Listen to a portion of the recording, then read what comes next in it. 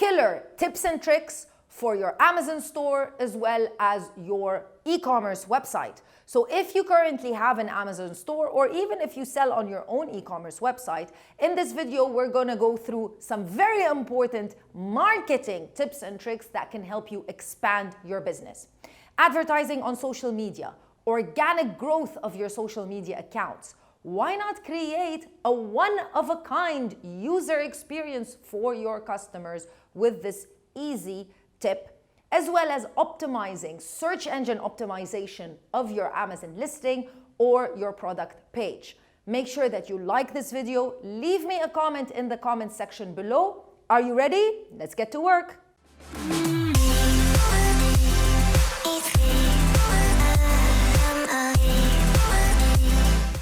If this is your first time watching a video on this channel, hi, my name is Crystal and I'm the founder of Amazon Sellers Society, and we help brands, businesses, and entrepreneurs set up their store on Amazon in the Middle East. If you want help setting up your own store on Amazon, we can provide you with a lot of services.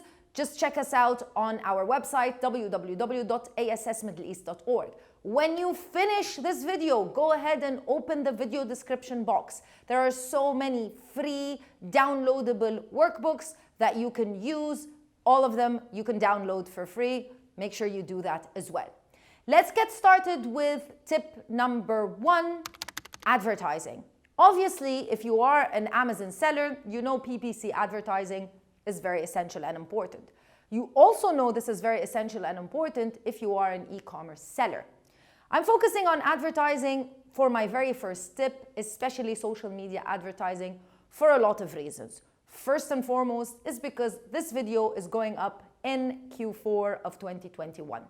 And Q4 is arguably the most important quarter of the year because that's where we see sales almost triple on Amazon, even in retail stores. People feel more spendy, we've got a lot of holidays, and it's the end of the year, so we wanna buy ourselves, as well as our loved ones, a lot of gifts. So yes, you might be advertising on Amazon, but why not invest in external advertising as well? If you are thinking of advertising externally, you also need to potentially think, okay, why not invest in a cool, easy landing page? The reason why you want to do that instead of sending people directly to the website where they're going to be purchasing your product, whether that be Amazon or your own website, is a lot, it's a very important idea and concept of creating a landing page. Because, for example, you can give out additional information to the customer and provide them with more information. You can even create a really cool video showcasing the product, which you potentially can't do on Amazon unless you have a registered brand, but you can do that on your own landing page. You can also give out free items like register your email and you will get a 5% discount, or you will be notified whenever we do a discount on our products, all of that, whereby you want to take the person's email so that you fill out an email list and then you can send emails out, whereby retargeting your customers. Because the chances are who is gonna land on your page, it's a 20 to 30% chance that they will end up purchasing. It's not going to be 100%. So you want to try to take somebody's information and details and send them into an automated chain email, whereby you're constantly updating them about your product. And if, for example, every 1 week of the month you create a special coupon for your products on Amazon, then you can let them know and you can advertise that through sending them emails. But you need to do all of that by creating a landing page. If you are selling on your e-commerce website, potentially you don't need to create a landing page. You can integrate that into your own e-com website. But if you are selling on Amazon, remember, Amazon have limited means of us to be able to know who the customers are, because Amazon view them as their customers. So creating a landing page whereby somebody sees your ad on Instagram, for example, before going directly to your page on Amazon, they go through a landing page where we can explain to them a little bit more about the product, and we can also try to take their details and their email and then send them over if they're interested to purchase to Amazon can be a very valuable thing. And you could do it quite easily because landing pages nowadays are things that you can create yourself with minimal experience. You can use systems and online solutions such as ClickFunnels, for example, and you can do it yourself because they do help you out a lot. You can even create a Shopify website without integrating a payment gateway. You can only use the Shopify website as a landing page, and then later on, when you want to have an e-commerce website, you can add a payment gateway and then you can sell on that website as well. It's very easy to set up, whether Shopify or ClickFunnels, for example, and you have so many tutorials from these companies themselves to learn how to do it yourself. Or you can find, if you're on a budget, you can easily find a freelancer that is willing to do that for you, or you can find a really well-established company to also provide you this service. Tip number 2, SEO optimization, whether that be for your product on Amazon or for your product page on your own website.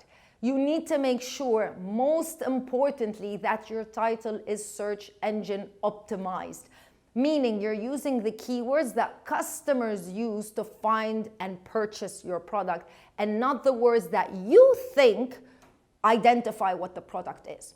In order to be SEO optimized, you need to do your keyword research and try to figure out what are the keywords that people are using and add them into your title. I'm focusing a lot on your title. Of course, your keywords need to be laced into every single part of your Amazon listing as well as your page on your own website, but the title is the main place because that's the first thing the customer sees, and it also is heavily integrated into search engines. So if you do that, then search engines will pick up on those keywords. And remember that Amazon at the end of the day is additionally a search engine. So Amazon is going to pick up on these keywords as well as the customers. When they read the keywords in your title, they're going to understand what the product is that they intend to, what the product that they're seeing, and that would it would give you a better chance of somebody clicking on your listing if that's on Amazon, or on the Google search result if that's on search engines like Google, for example. And just like tip number 1, if you are working on a budget, you can do it yourself, meaning you can find a lot of tutorials that can teach you how to find these keywords and where to apply them into Amazon or on your own website. Or you can additionally hire a freelancer or a company that can provide you these services and send you a full list. You just need to integrate these keywords into your listings. Now, tip number 3, very much related to tip number 1 because it kind of talks a little bit about social media.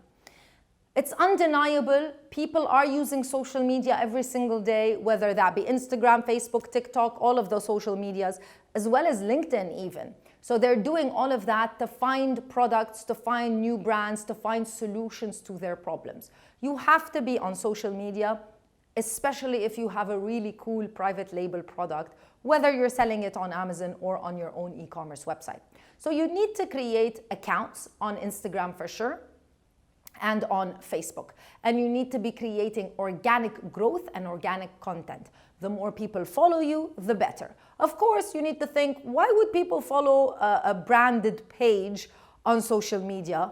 Well, it's because you're giving them tips, tricks, and you're giving them also some inspirational content.